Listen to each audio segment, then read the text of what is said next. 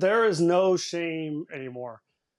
6 months ago, when I first talked about this like publicly, I did it actually the first time I ever talked about this publicly. I did it in front of three cameras in a podcast setting, And if you watch that video on YouTube, you can see that I was just torn apart, like shaking, stumbling across my words. I broke down in the video 3 or 4 times, crying very hard.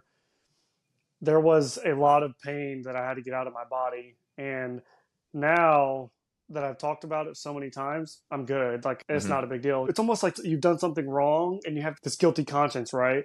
And if anybody finds out, they're going to think the worst of you. But then you tell somebody and they're like, hey, it's not a big deal. Like, Hmm. we don't really care that that happened to you.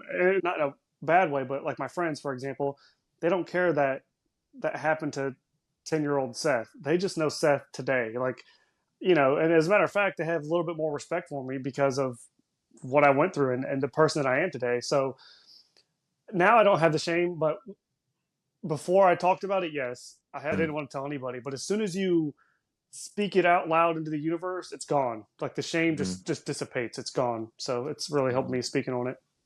Yeah, and that's your message, I'm assuming, to everyone who's experienced something similar or is going through something similar.